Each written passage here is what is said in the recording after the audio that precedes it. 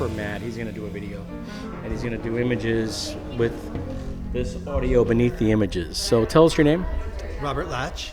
And this is your work that we're standing in front of? Yes, I have this is the right side of the gallery. This is my space. Okay, so tell us a little bit about the medium that you're working in, the work that you're doing. Okay, so it's sculpture works, and mostly with found materials. Some found from the Meadowlands, which is very close to here, and based on nature, the architecture of nature. This is barnacles in here, and then with that piece, I was interested in the architecture of that, so I inspired that piece. Then with Zoid, if I reference them. Yes, please. Okay.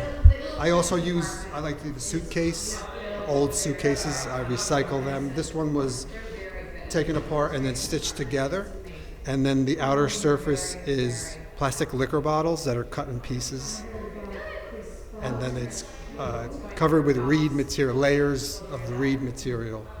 So it's kind of like infested, like nature takes back things, and so I'm just kind of recreating kind of what nature does. This one is also pieces of bottles. Also, a part of my work is this idea of like home and nature's home. Like this is a feeling of like an ant colony. And also with this material gives it that feel, like the nature feel. Whereas on the other side, it's painted white, and it's obviously the bottles. So you have this kind of the plastic bottle on one side, and the other side is kind of this, feels like nature made it. Although it's all really plastic. It's all man-made, but you're trying to evoke shapes out of nature as well. These are the kind of diamond shapes that the barnacles are. I love this whole idea of the units. It's like one, but the one is the many. So it's the one shape, but it's all the shapes are similar. So it's like it works as a unit, based on like the biology and the structure patterns that are found in nature. Like a cellular structure. Exactly. Yeah. Yes, there's a cellular, very nicely said. Thank you. Yes, a cellular element. This is a golf shoe washed up on the Jersey Shore. This one was from the Meadowlands. And then this is also a shoe. These are, I call them soles, because the shoe sole, play with the idea of the soul of something, and then recreating it, recycling it. And the little shoe over here, this was from 4th of July, they had fireworks here. So I found these in the compost. They were actually little fireworks. Yeah.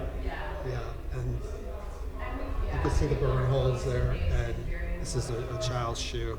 So it's kind of like creating like little nest colonies out of the human shoe structure. Well, talk about the technique for a minute, because I'd like to know what you're doing in terms of coloring these and assembling them and gluing them together. So how long did this take to make, for instance? This one, it's a small one, so not too long. And the technique is, this one is kind of simple. It's just these shapes were found as they were. I don't think I cut that one. It was found as it was.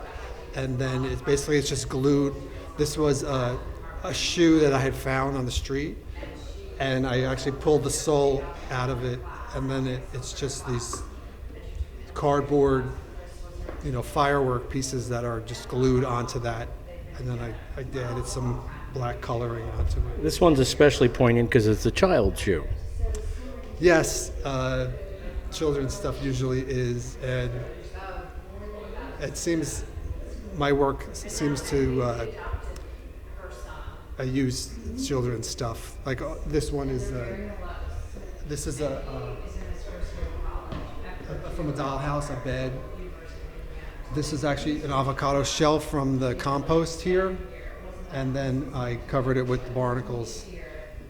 And I had this bed, and it just fit perfectly in there, and I like the whole idea of this kind of Is this an object you had for a long time, not knowing what the hell you were going to do with it, and one day you were like, aha, I know what to do with that bed? Yes, as in like most of the stuff that I collect. Yes. Yeah.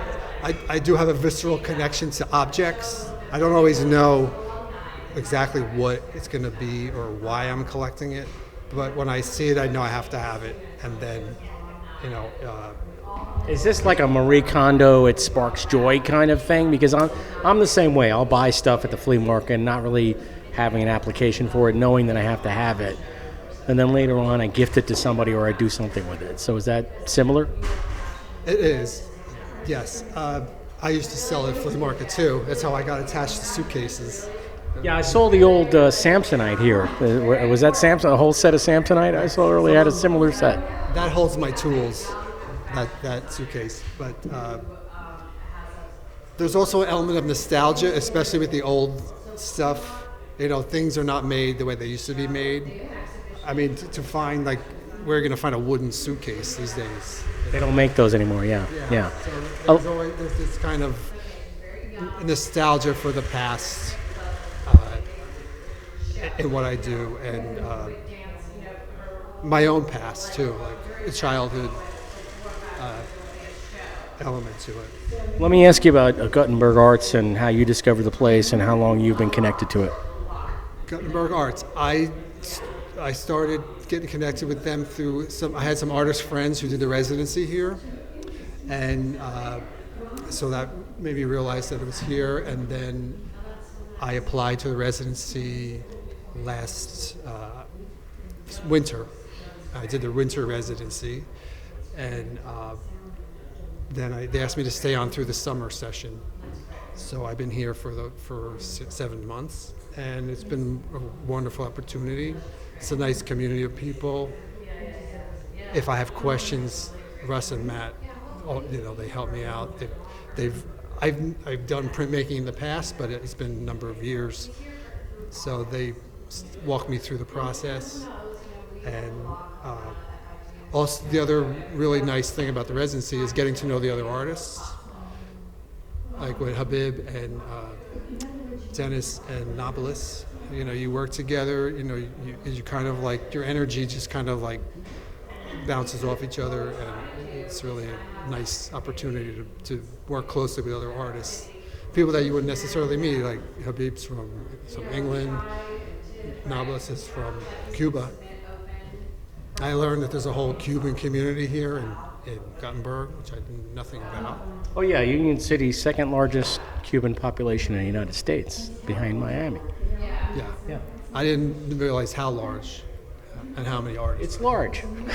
it's very large.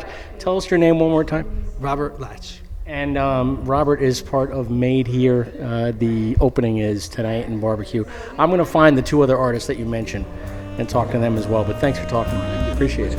It's Chris T. Yeah, appreciate it. We might have, yeah. I've been around this place for a while, so thanks for talking to me. Bye-bye.